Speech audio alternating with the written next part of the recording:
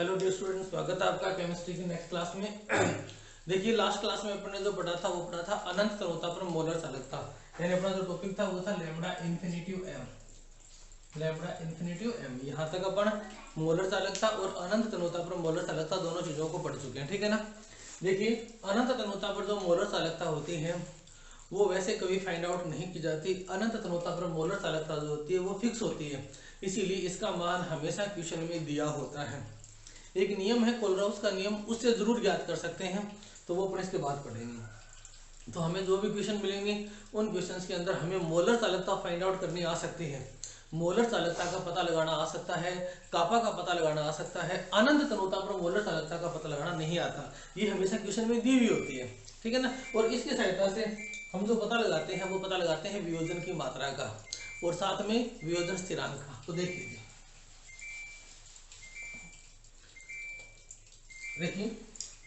अपना जो टॉपिक है नेक्स्ट वो है वियोजन की मात्रा। और वियोजन की मात्रा पढ़ने से पहले हम जो पढ़ेंगे वो पढ़ेंगे कि कौन सी विद्युत अपघट्य पे तन्यता का कौन सा प्रभाव पड़ता है, थोड़ा सा समझना। टॉपिक है वियोजन की मात्रा, इसे अल्फा बोलते हैं, अमाउंट ऑफ डिसोसिएशन। देखिए हमने कोई विद्युत अपघट्य लिया, ठीक है ना। ये क्या कहते हैं कि जैसे जैसे तन्यता बढ़ाई जाती है या अगर उस पर तन्यता का प्रभाव पड़ता है तो वो जो प्रभाव पड़ता है वो प्रबल विद्युत अपघट्य पे अलग पड़ता है, दुर्बल विद्युत अपघट्य पे क्या पड़ता है, अलग पड़ता है, ठीक है ना।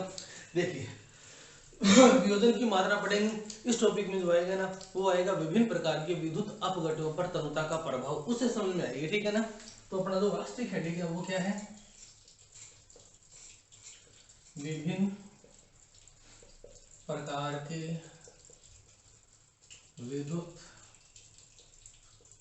अपघट्यों पर, विभिन्न प्रकार के विद्युत अपघट्यों पर तन्यता का प्रभाव, विभिन्न प्रकार के विद्युत अपघट्यों पर तन्यता का प्रभाव। हम देखिए दो प्रकार के विद्युत अपघट्य लेते हैं, एक होता है स्ट्रॉन्ग इलेक्ट्रोलाइट और एक होता है वीक इलेक्ट्रोलाइट।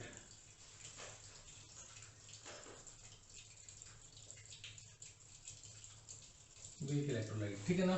जैसे स्ट्रॉन्ग इलेक्ट्रोलाइट में हमने NaCl ले लिया या KCl ले लिया। NaCl या KCl की बात है कि जब भी इनको पानी में डाला जाता है, जब भी आप इनको पानी में डालोगे ये क्या करते हैं, पूर्णतः वियोजन शो करते हैं और क्या बन जाएगा Na+ एक्वस और Cl- एक्वस। ऐसे ही K+ एक्वस और Cl- एक्वस, ये हो गया। और हम क्या लेते हैं दुर्बल विद्युत अपघट्य, जैसे मैंने ले लिया CH3COOH और इनको पानी में डाला, तो यहाँ तो होता है ना ये वाली स्थिति आती है। यहाँ तो मैंने क्या कर दिया, फॉरवर्ड रिएक्शन को शो कर दिया डायरेक्ट, लेकिन यहाँ क्या करते हैं अपन फॉरवर्ड बैकवर्ड दोनों रिएक्शन को शो करते हैं। सामने वाली कंडीशन जो होती है ना इक्विलिब्रियम वाली, वो प्रदर्शित की जाती है। और ये टूटेगा किसमें, CH3COO- एक्वस और प्लस में H+ एक्वस। अब देखो जी इन दोनों को समझने की कोशिश करते हैं। हमने जैसे ही किसी पानी में NaCl डाला या एक बना लिया NaCl का विद्युत अपघट्य विलयन और दूसरा बना लिया एसिटिक अम्ल का विद्युत अपघट्य विलयन, तो NaCl जो था ना वो पानी में डालते ही अपना क्या शो करता है, 100% आयोनाइजेशन शो करता है, इसका 100% आयनन हो जाता है। इसका क्या होता है 100% आयनन, या बोले तो पूर्ण आयनन। लेकिन इसका जो होता है ना वो क्या होता है पार्शियल आयन, या ये क्या होता है पार्शियल को क्या बोलते हैं, आंशिक रूप से आयनन। इसका क्या होता है आंशिक रूप से आयनन। अब देखो जी मैंने एक विलयन लिया, इस विलयन के अंदर एक NaCl था, एक क्या था एसिटिक अम्ल। हमें पता है कि NaCl जिस विलयन में डाला गया था उसमें NaCl का क्या हो गया पूर्ण रूप से आयनन हो चुका है, NaCl का क्या हो गया पूर्ण रूप से आयनन, लेकिन एसिटिक अम्ल का क्या हुआ है आंशिक रूप से आयनन। अब तन्यता का प्रभाव देखते हैं, ठीक है ना। हमने ये विलयन लिया और ये NaCl का विद्युत अपघट्य विलयन है, तो इसमें क्या होगा Na+ होगा और Cl- होगा, लेकिन इसमें कहीं भी NaCl का मॉलिक्यूल नहीं होगा, इसमें सिर्फ और सिर्फ क्या होंगे आयन होंगे, सिर्फ और सिर्फ क्या होंगे आयन होंगे। अब यदि मैं इसके अंदर इसका वॉल्यूम बढ़ाता हूँ तनुता के प्रभाव की बात करें तो मैं वॉल्यूम बढ़ाता हूँ तो Na प्लस और Cl माइनस क्या होते जाएंगे, दूर दूर होते जाएंगे। तो जो कल हमने जो मंडल प्रभाव पढ़ा था वो लागू होगा कि अगर आपने प्रबल विद्युत अपघटय के लिए, प्रबल विद्युत अपघटय के लिए क्या किया, प्रबल विद्युत अपघटय के लिए आपने अगर इसका आयतन बढ़ाया, इस पे तनुता का प्रभाव पड़ा, तो क्या होगा, जैसे जैसे तनुता बढ़ती जाती है वैसे वैसे आयन दूर होते जाएंगे, और आयन दूर होते जाएंगे तो क्या होगी, आपकी जो चालकता है विद्युत अपघटनी वो बढ़ती जाएगी। बढ़ते बढ़ते एक ऐसी स्थिति आएगी जब सांद्रता लगभग क्या हो जाएगी, जीरो। सांद्रता लगभग क्या हो जाएगी, जीरो। उसको अपन क्या बोलते हैं, अनंत अनुता। और उस समय जो आपकी चालकता है वो बढ़ के क्या हो जाएगी, अधिकतम। और उसी को अपन क्या नाम दे देंगे, अनंत तनुता पर मोलर चालकता या लैम्बडा इन्फिनिटी एम। इसमें एक ही प्रभाव होता है, इसमें किसी प्रकार का कोई मॉलिक्यूल उपस्थित नहीं है, ठीक है ना। तो ये सीधा सीधा एक सीधा सीधा कब शो करेगी, समानुपाती का जो साइन होता है ना वो होता है। लेकिन यदि अपन इसके लिए बात करें, हमने एसिटिक एसिड के लिए बात की, तो एसिटिक एसिड के लिए अगर बात करो तो एसिटिक एसिड के अंदर क्या है, CH3COO माइनस है, H प्लस है, और साथ में CH3COO इसके मॉलिक्यूल भी है। यहाँ पूर्ण आयनन था तो कोई मॉलिक्यूल प्रेजेंट नहीं है, लेकिन यहाँ एसिटिक अम्ल का अणु भी उपस्थित है। एसिटिक अम्ल का क्या है, अणु भी उपस्थित है। और जैसे ही आपने तनुकरण किया, आपने तनुता बढ़ाई, तो पहला काम तो ये होगा कि ये दूर दूर जा रहे हैं, ये क्या जा रहे हैं, दूर दूर। लेकिन साथ साथ पानी देते ही या विलायक की मात्रा बढ़ाते ही इसका आयनन और हो जाएगा, तो थोड़ी देर के लिए विक्रिया क्या होगी, एक दिशा में चलेगी और आयनों की संख्या बढ़ेगी, और आयनों की संख्या बढ़ेगी। उसके बाद जब वापस साम्य अवस्था आ गई तो आयनों की संख्या क्या होगी, कांस्टेंट होगी। तो क्या होगा, जैसे ही विलायक डालेंगे थोड़ा सा आयनन हो जाएगा, फिर और विलायक डाला थोड़ा सा आयनन हो जाएगा, और विलायक डाला थोड़ा सा आयनन हो जाएगा, और आयनन होने के बाद वापस क्या आ जाएगी, साम्य अवस्था। यानी हर स्थिति के अंदर क्या होगा, हर स्थिति के अंदर यहाँ क्या होगा, आयनन भी होगा, मॉलिक्यूल भी होगा, सब चीजें होगी। तो इस प्रकार के जो विलीन होते हैं, इनमें तुम जैसे जैसे जैसे जैसे तनुकरण बढ़ाते हो वैसे वैसे इनकी जो चालकता होती है ना, उसका मान थोड़ा थोड़ा बढ़ता है, थोड़ा थोड़ा बढ़ता है। क्यों, क्योंकि ये दूर हुए लेकिन नए आयन बन गए, उधर से वियोजन हुआ कि नहीं हुआ, तो थोड़ा सा बढ़ा। इस प्रकार से इसका इस प्रकार से एरो आएगा, मैं साइन आपको दूंगा इस प्रकार से। तो इसमें यूं चलता है, क्लियर है। और ये कभी ना कभी जाके अनंत तनुता पे आ जाता है, नहीं आ जाता। और इसका अगर आप यूं चलेगा इस प्रकार से, उसके बाद ये कभी भी अनंत तनुता पे नहीं आता। क्यों, क्योंकि ये किसी भी तनुता पे, ये किसी भी तनुता पे कभी भी पूर्ण रूप से आयनित नहीं होगा, और पूर्ण रूप से आयनित नहीं होगा तो इसके लिए कभी भी अनंत तनुता ज्ञात नहीं कर सकते। तो प्रबल विद्युत अपघटय जो विलयन है, प्रबल विद्युत अपघटय जो विलयन है, उनके लिए क्या होता है, तनुकरण बढ़ाने पर इनकी चालकता बढ़ती जाती है, और एक ऐसी स्थिति आती है जिसे अनंत तनुता कहते हैं। इन पर इनकी आपकी जो मोलर चालकता होती है वो अधिकतम होती है, उसे अनंत तनुता पर मोलर चालकता बोलते हैं। लेकिन दुर्बल विद्युत अपघटय जो विलयन होते हैं, उनके अंदर यह स्थिति होती है कि जब भी इनके तनुकरण की स्टडी करते हैं तो इनमें तनुकरण करने पर जो चालकता का मान है बहुत ही धीरे धीरे बढ़ता है, ठीक है ना। लेकिन ये कभी भी इस स्थिति पर नहीं आता। इसका ग्राफ एरो इस प्रकार का होता है कि ये कभी भी इस स्थिति पर नहीं आता जहां क्या हो जाए, अनंत तनुता की स्थिति आ जाए, सांद्रता क्या हो जाए, जीरो। क्योंकि यहाँ हमेशा साम्य अवस्था रहेगी, तो अनंत तनुता की स्थिति आती नहीं है। तो इसके लिए लैम्बडा इन्फिनिटी कभी ज्ञात नहीं किया जाता। तो एक के लिए ये रहेगा, स्ट्रॉन्ग के लिए, दुर्बल के लिए ये रहेगा। इस प्रकार की स्टडी अपने को करनी है, ठीक है ना, ग्राफ से करेंगे, ठीक है। तो आप सबसे पहले हेडिंग डाल दो, विभिन्न प्रकार के विद्युत अपघटयों पर तनुता का प्रभाव, इसमें स्टडी करेंगे, ठीक है ना। विभिन्न प्रकार के विद्युत अपघटयों के लिए तनुता का प्रभाव लिखिए, लिखिए तनुता का प्रभाव या तनुकरण का प्रभाव, तनुता का प्रभाव या तनुकरण का प्रभाव, तनुता का प्रभाव या तनुकरण का प्रभाव प्रबल विद्युत अपघटयों व दुर्बल विद्युत अपघटयों पर भिन्न भिन्न होता है। तनुता का प्रभाव या तनुकरण का प्रभाव दुर्बल विद्युत अपघटयों व प्रबल विद्युत अपघटयों के लिए अलग अलग होता है।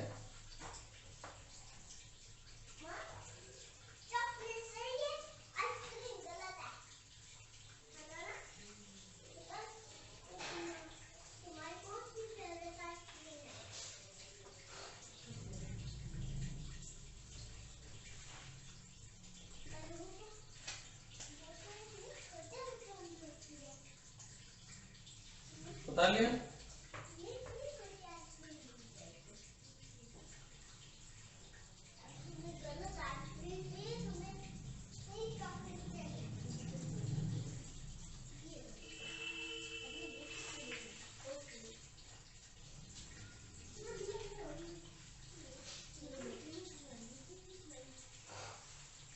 अरे हो गया क्या? हाँ तो लिखो, तनुता का प्रभाव प्रबल विद्युत अपघट्य में दुर्बल विद्युत अपघट्य में क्या होता है? अलग अलग होता है, ठीक है ना। अब लिखिए, प्रबल विद्युत अपघट्यों में पूर्ण आयनन की प्रकृति पाई जाती है।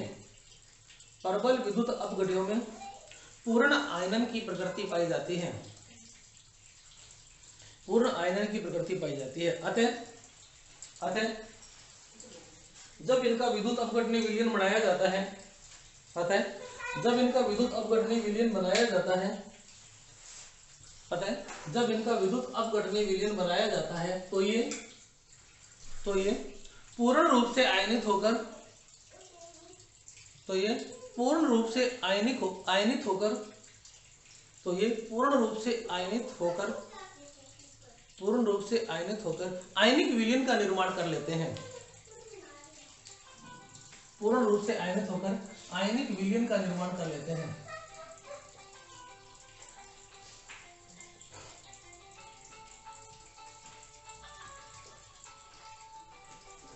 पूर्ण रूप से आयनित होकर आयनिक विलयन का निर्माण कर लेते हैं,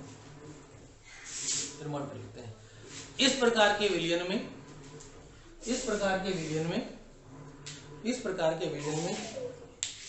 केवल आयन ही उपस्थित रहते हैं। इस प्रकार के विलयन में केवल आयन ही उपस्थित रहते हैं, अणु उपस्थित नहीं रहते। इस प्रकार के विलयन में केवल आयन ही उपस्थित रहते हैं, अणु उपस्थित नहीं रहते, अणु उपस्थित नहीं रहते।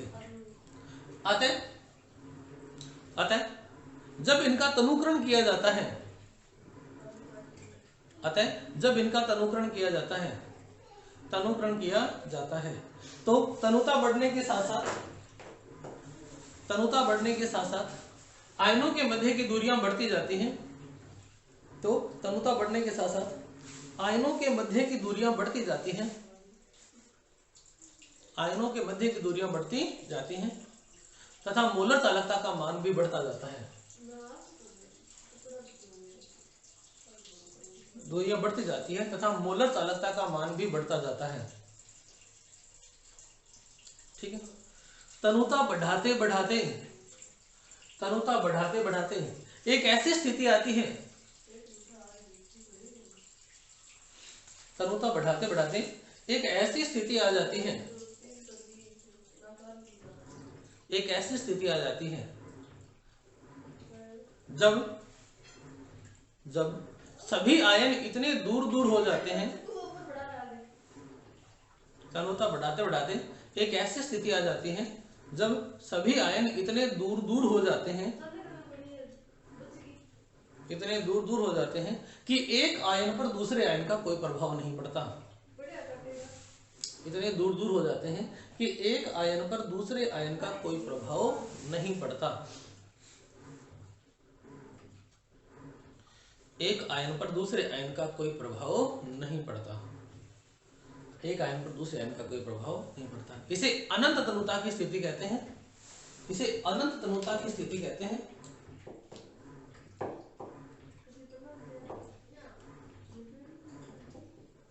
अनंत तनुता की स्थिति कहते हैं तथा इस समय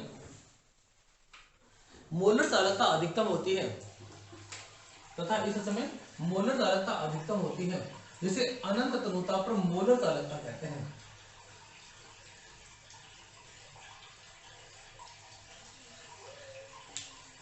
अनंत तनुता पर मोलर चालकता कहते हैं, ठीक है ना। ये लो जी, ये स्टडी कर रही है, ये लैम्बडा m है, इधर बढ़ रहा है और इधर मैं ले रहा हूँ c की पावर हाफ। ये कंसंट्रेटर की जो पावर हाफ होती है ना, इसी के साथ स्टडी की जाती है। तो देखो यहाँ पे 0 हो गया, इधर c की पावर हाफ बढ़ रही है, इधर लैम्बडा m बढ़ रहा है। अब ध्यान रखना, c की पावर हाफ बढ़ रही है यानी कंसंट्रेशन है, ये इधर कंसंट्रेशन बढ़ रही है तो तनुता घटेगी कि नहीं घटेगी? तो तनुता इधर बढ़ेगी। जब कंसंट्रेशन लगभग 0 होती है उस समय तनुता क्या होती है? अनंत होती है, ठीक है ना। तो अगर आप प्रबल विद्युत अपघट्य की बात करोगे ना तो उसका ग्राफ ये आता है, ये लो इस प्रकार से ग्राफ आते हैं। ये जैसे KCl का है, NaCl का है, इस प्रकार के ग्राफ आते हैं। इन ग्राफ में स्पष्ट होता है कि जैसे जैसे आपकी सांद्रता क्या हो रही है, जैसे जैसे आपकी सांद्रता क्या हो रही है? बढ़ रही है। तो आप इसका उल्टा ले, जैसे जैसे तनुता बढ़ रही है वैसे वैसे मोलर चालकता बढ़ रही है और एक ऐसी स्थिति आएगी जहां जाके ये क्या हो जाएगी, लैम्बडा इन्फिनिटी एम। तो ये NaCl के लिए ये जो लैम्बडा एम है वही लैम्बडा इन्फिनिटी एम है, KCl के लिए वाली है, ठीक है ना। तो इस प्रकार से सीधा सीधा साइन आता है, ठीक है ना। और एक ऐसी स्थिति आएगी जब आप अनंत तनुता पर पहुंच जाओगे। तो ये प्रबल विद्युत अपघटनों का डायग्राम बना लो, ठीक है ना। किसी एक को बना लेना, सारों की जरूरत नहीं है।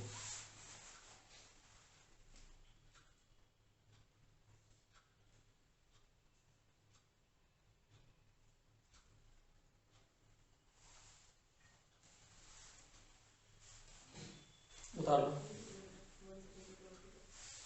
ये KCl और NaCl दोनों के दोनों क्या हो गए, स्ट्रॉन्ग इलेक्ट्रोलाइट।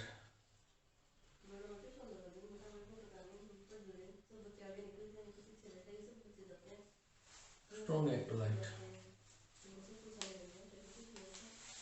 हो गया, उतार लो।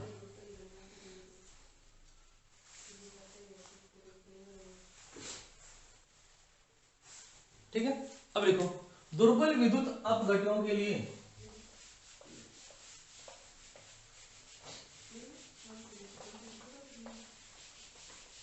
विद्युत अपघटनों के लिए जब विद्युत अपघटनीय विलयन का निर्माण किया जाता है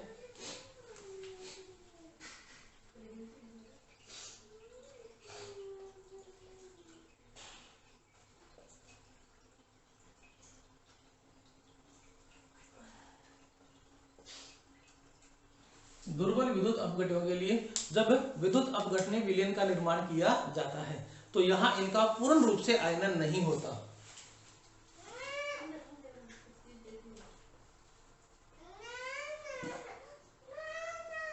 पूर्ण रूप से आयनन नहीं होता, ये केवल आंशिक आयनन प्रदर्शित करते हैं।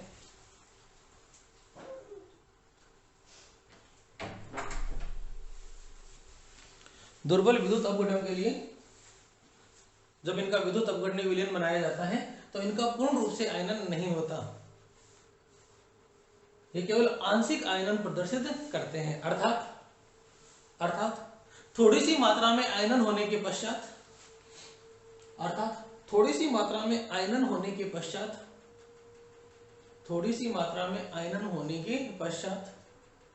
ये साम्य अवस्था ग्रहण कर लेते हैं। थोड़ी सी मात्रा में आयनन होने के पश्चात ये साम्य अवस्था ग्रहण कर लेते हैं। साम्य अवस्था ग्रहण कर लेते हैं जहां इनके विलयन में इनके आयन व अणु दोनों ही उपस्थित रहते हैं।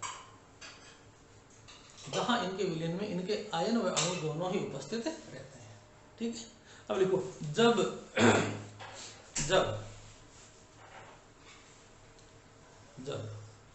इनका तनुकरण किया जाता है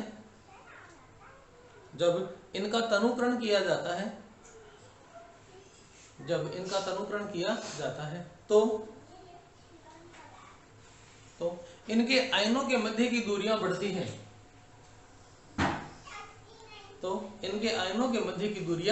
हैं। साथ ही इनके आयनों के मध्य की दूरियां बढ़ती हैं, साथ ही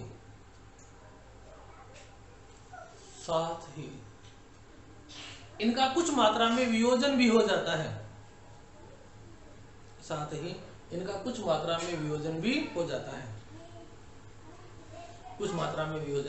जाता है।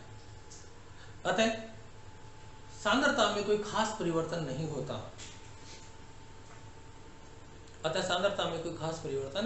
होता। हमने तनुकरण किया लेकिन उन्होंने वापस आयनों का वियोजन करके सांद्रता को क्या कर लिया, वही बनाए रखा। तो सांद्रता में कोई खास परिवर्तन नहीं होता तथा मोलर चालकता का मान कम मात्रा में बढ़ता है।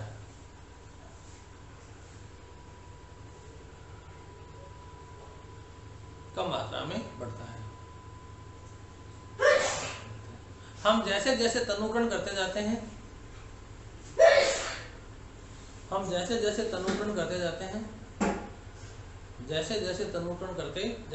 वैसे वैसे आयनों के मध्य की दूरियां बढ़ने के साथ आयनन की मात्रा भी बढ़ती जाती है। आयनों के मध्य की दूरियां बढ़ने के साथ साथ आयनन की मात्रा भी बढ़ती जाती है। आयनों के मध्य की दूरियां बढ़ने के साथ साथ आयनन की मात्रा भी बढ़ती जाती है, अर्थात सांद्रता लगभग नियत सी रहती है। अर्थात सांद्रता लगभग नियत सी रहती है। आपने तनुकरण किया, आयन टूट गए, तनुकरण किया, आयन टूट गए, सांद्रता में चेंज नहीं होगा, सांद्रता लगभग नियत सी रहती है, नियत सी रहती है। अब मोलर चालकता का मान तो बढ़ता जाएगा क्योंकि आयन धीरे धीरे आ रहे हैं, सांद्रता लगभग नियत सी है, ठीक है ना। और इसमें कभी भी क्या होगी, अनंत अनुता की स्थिति नहीं आती, ठीक है ना। तो सांद्रता लगभग नियत सी रहती है। अब देखो इनके लिए कितना ही तनुकरण कर दिया जाए, इनके लिए कितना ही तनुकरण कर दिया जाए, कितना ही तनुकरण कर दिया जाए, ये कभी भी 100% आयनन प्रदर्शित नहीं करते। इनके लिए कितना ही तनुकरण कर दिया जाए, ये कभी भी 100% आयनन प्रदर्शित नहीं करते, अर्थात इनके लिए कभी अनंत तनुता की स्थिति नहीं आती, अर्थात इनके लिए कभी अनंत तनुता की स्थिति नहीं आती, अनंत तनुता की स्थिति नहीं आती, नहीं आती, ठीक है ना। अब देखो इनका प्रभाव क्या था, हमने यहां से स्टार्ट किया, वो ऐसे बढ़ता जा रहा है, कुछ देर तो ये ऐसे ऐसे आएगा, क्योंकि जब तक हमें लग रहा है कि हाँ जी तनुकरण हो रहा है, थोड़ा बहुत तनुकरण हो रहा है, लेकिन थोड़ी देर बाद में कैसी स्थिति आ जाएगी, जब ये सांद्रता लगभग मिक्स कर लेगा तो उस समय सांद्रता फिक्स हो जाएगी। अब लैम्बडा एम जो भी बढ़ेगा ना वो उसी सांद्रता पे बढ़ेगा। ये ग्राफ इस प्रकार से जाना स्टार्ट हो जाएगा, इस प्रकार से ग्राफ मिलना स्टार्ट हो जाएगा, और ये ग्राफ जो है ना ये इसके बराबर होना स्टार्ट हो गया। अब ये कभी भी इसको काटेगा नहीं, कभी भी काटेगा नहीं, सांद्रता से इधर आएगा नहीं, यानी तनुकरण जो होगा वो अनंत नहीं होगा, और लैम्बडा एम जिसको काटेगा नहीं तो कभी इंफिनिटी आएगा ही नहीं। ये अपना किसके लिए, HCWS के लिए, जो एक दुर्बल विद्युत अपघट है, ठीक है ना। ऐसे अगर आप देखो अमोनिया के लिए तो उसका भी ऐसा ही मिलता है, वो भी एक दुर्बल विद्युत अपघट है। चलो जी यहाँ इसके एकदम पास आके ये अलग अलग सांद्रताओं पे क्या होते हैं, कांस्टेंट होते हैं, इसके पास आके ये क्या हो जाता है, दोहराना देता हूँ,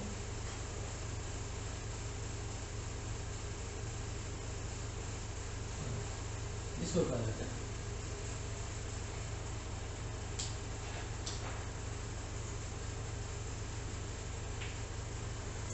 ठीक है ना। तो ये क्या हो गया, इस प्रकार का आ गया। तो ये जो प्रभाव है ये किसके लिए है, दुर्बल विद्युत अपघटों के लिए, किसके लिए है, दुर्बल विद्युत अपघटों के लिए। इनके लिए कभी भी अनंत अनुता की स्थिति नहीं आती, लैम्बडा इन्फिनिटी नहीं आता, और ये वो सांद्रता है जिसपे ये लगभग क्या हो गए, कांस्टेंट्स हो गए। इन मीडियम की सांद्रता हमेशा यही बनी रहेगी। तो ये उतार लो वीक इलेक्ट्रोलाइट के लिए,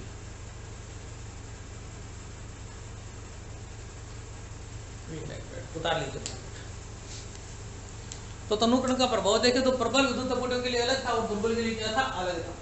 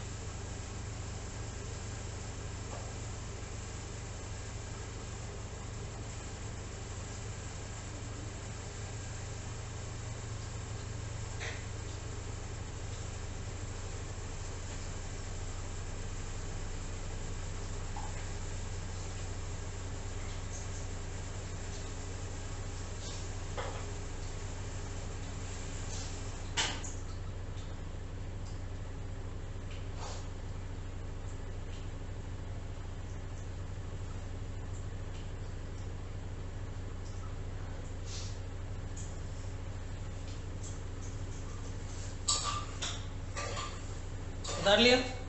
अब देखो जी दो संबंध दिए थे, एक कोलराउस ने दिया था आपकी अनंत तनुता और तनुता के मध्य, और बाद में उसमें सुधार करके एक ओनसेगर ने समीकरण दी थी, वो दोनों बता देता हूँ, वैसे सिलेबस में हटा दिया लेकिन दो समीकरण लिखे मैंने सिर्फ, ठीक है ना।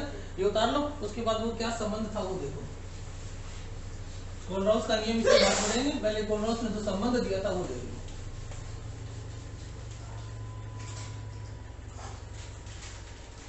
देखिए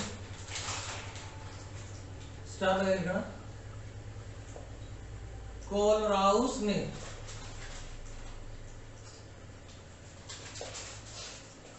मोलर चालकता व अनंत तनुता पर मोलर चालकता के लिए एक संबंध प्रस्तुत किया। ये यूं का यूं याद कर लेना, बताया नहीं गया कि कहां से आया था, कैसे आया था। कोलराउस ने मोलर चालकता व अनंत तनुता पर मोलर चालकता के लिए क्या किया, एक संबंध प्रस्तुत किया। ठीक है ना, वो संबंध लिख देता हूं मैं बोर्ड पे। ये क्या था, वो था लैम्बडा सी, इसमें सी मानना है इसको, मोलर चालकता को। Lambda C equal to lambda infinity minus B root C, आपको यूं का यूं याद करना है। Lambda C equal to lambda infinity B root C. यहाँ क्या क्या है वो देख लो। लैम्बडा सी ये होती है मोलर चालकता, क्योंकि जो अपने पीछे ग्राफ बनाया ना उसी के आधार पे बनाए हैं, रूट सी लिया था अपने, ठीक है ना। तो सी की पावर हाफ क्या होती है, रूट सी होती है। तो लैम्बडा सी क्या हो गया, मोलर चालकता। लैम्बडा इन्फिनिटी हो गया अनंत तनुता पर मोलर चालकता। बी यहाँ पे क्या है, स्थिरांक है, और सी क्या है, सांद्रता। ध्यान रखना, इसका इस सिद्धांत को देने के पीछे कोई आधार नहीं था, इसने किसी ग्राफ की स्टडी की थी और इसके आधार पे सिद्धांत बना दिया था। ठीक है ना, तो लिख लो, कोलराउस ने मोलर चालकता व अनंत तनुता पर मोलर चालकता के लिए एक संबंध दिया था। ठीक है ना, यह है प्रायोगिक परीक्षणों पर आधारित है, कोई थ्योरेटिकल बेसिस नहीं है इसके पीछे, प्रायोगिक परीक्षणों पर आधारित है। यानी परीक्षण देख के बना दिया कि ऐसा संबंध होता है।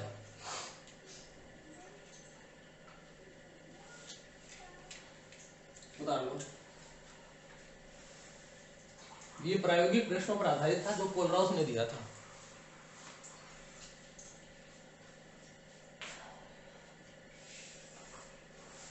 ओके, अब देखो जी, इसके बाद इसमें सुधार किया ऑनसेगर ने। ऑनसेगर, ठीक है ना, ये उतार लिया आपने, लिखिए। ऑनसेगर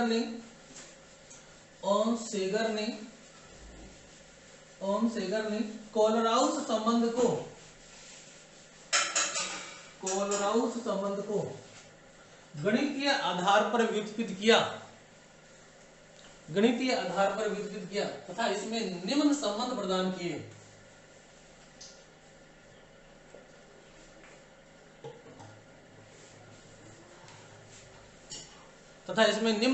किए। देखो उसने क्या लिखा था, delta C equal to delta infinity B root C. अब इसने ये दे दिया, लेकिन इसने बी के बारे में कुछ नहीं बताया। ऑनसेगर ने क्या किया था, गुणा भाग करके इस बी का मान निकाल दिया बस, और कुछ नहीं किया। ठीक है ना, तो ये तो किसका था, कोलराउस का। ऑनसेगर क्या लिखता है, delta C equal to delta infinity.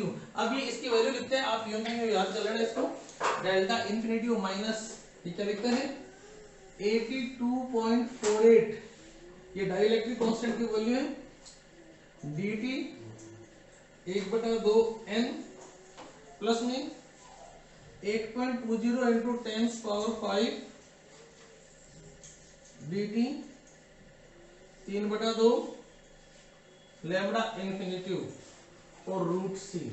बस सिर्फ बी के लिए मान रखा है और कुछ नहीं। ठीक है ना, इतना इसने मान रख दिया। ठीक है, ये ऑनसेगर समीकरण है, एक बार पूछी गई है, ऑनसेगर समीकरण क्या होती है बताइए, तो ये उतारना है। कोलराउस समीकरण ये वाली है, कभी नहीं पूछी गई। ठीक है ना, कोलराउस में ही संशोधन किया गया था, बी एक कांस्टेंट था, कांस्टेंट की वैल्यू यहाँ पुट कर दो। ठीक है ना, अब यहाँ क्या क्या चीज होती है वो देखिए। लैम्बडा सी आपको पता है मोलर चालकता है, हम वैसे इसको लैम्बडा एम लिखते हैं, इन्होंने सिर्फ सी लिखा था। लैम्बडा इन्फिनिटी क्या है, अनंत तनुता पर मोलर चालकता। सी जो है वो क्या सांद्रता, इतनी चीज आ गई। अब अपने पास क्या बच गया, अपने पास बच गया डी टी और एन क्या है, डी टी और एन क्या है, ठीक है ना। तो देखो डी जो था ना, ये था विलायक का प्रावैधुतक स्थिरांक, डी विलायक का प्रावैधुतांक स्थिरांक, ये जो होता है ना ये जल के लिए होता है, विलायक का प्रावैधुतांक स्थिरांक। टी जो था, टी था ये परम ताप, टी परम ताप है, और रहा एन तो ये थी विस्कोसिटी, और वो तो नीटा होती है विस्कोसिटी, तो लो जी विस्कोसिटी, इसको कैसे कर लिया नीटा विस्कोसिटी। तो इन्होंने क्या कर दिया, कोरलॉस वाले में थोड़ा सा चेंज कर दिया, और चेंज करके एक समीकरण दे दी, इसे ऑन-साइगर समीकरण कहते हैं। ये आपको यूं की यूं याद करनी है, वैसे नए वाले सिलेबस में इसको उठा रखा है, लेकिन समीकरण याद कर देना, क्या पता पीछे से कोई पेपर आ जाए। तो lambda C lambda infinitive minus B, B जो है ना वो स्थिरांक था, इसने ये बता दिया स्थिरांक क्या होगा अलग अलग विलायक के लिए, ठीक है ना। और फिर आ गया रूट सी, सेम का सेम वही है, तो थोड़ा संशोधन कर दिया, तो ऑन-साइगर समीकरण है, और ये थी आपकी कोरलॉस समीकरण।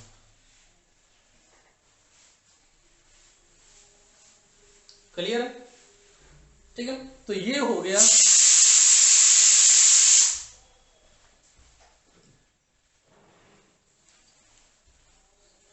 तो अपन ने क्या पढ़ लिया, मोलर चालकता, उसके बाद अनंत तन्यता पर मोलर चालकता, और मोलर चालकता के लिए क्या हो गया, तन्यता पे प्रभाव।